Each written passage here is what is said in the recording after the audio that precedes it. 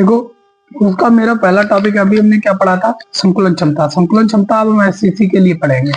SCC के लिए देखो क्या होती है, जैसे हमने ये क्यूब लिया, ठीक है, ये क्यूब लिया, इसकी एक भुजा कितनी ए है और इसका आयतन क्या होगा, इसका आयतन होगा ए क्यूब। कितना होगा, ए क्यूब। अगर हम देखो ये वाली सतह, इसके फ्रंट वाली सतह, अगर हम इसके फ्रंट वाली सतह को, अगर हम इसकी फ्रंट वाली सतह को देखो यहाँ पे,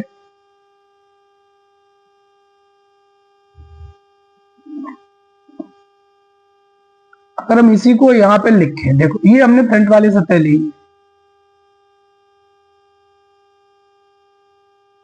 ये क्या है इसका, ये इसका फ्रंट है, ये इसका क्या है, ये फ्रंट है। देखो अगर हम इस पे ये चार कणों को स्थापित करें इस बार, तो देखो इसके बीच में ये रिक्तताएं उत्पन्न होती हैं, यहाँ पर भी होगी, यहाँ पर भी होगी, और यहाँ पर भी होगी, और यहाँ पे इसके पीछे भी होगी, ठीक है।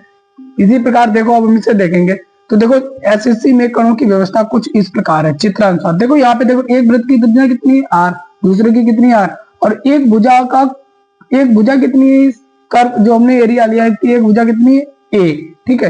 तो ए बराबर कितना होगा 2r, यानी मेरे क्यूब की एक भुजा दो वृत्त की त्रिज्याओं के बराबर है, तो हम क्या लिखेंगे, ए बराबर 2r। अब देखो संकुलन क्षमता निकालेंगे। संकुलन क्षमता कहते हैं प्रभावी कणों की संख्या बटे में गुणे में एक कण का आयतन बटे में एक कोष्टिका का कुल आयतन गुणे में 100%, ठीक। तो लिखते Z into 4/3 pi R cube upon A cube, यानी जेड गुणे 4/3 पाई आर क्यू जो मेरा वृत्त का आयतन होता है, और गुणे में 100 बटे में 1 क्यू। अब इसे जेड बराबर होता है ए होता है एससीसी के लिए, जेड बराबर 1 और ए बराबर होता है 2r। तो देखो पी निकालेंगे, यहाँ पर इसकी वैल्यू रखेंगे जेड की 1 और 1 की जगह पे 2r, तो ये आ जाएगा 8r3, ठीक है। कितना आ जाएगा 8r3 हो जाएगा। तो इसे हमने सॉल्व किया, ये इतना है, तो पी मेरे कितने आ गए 52.4%।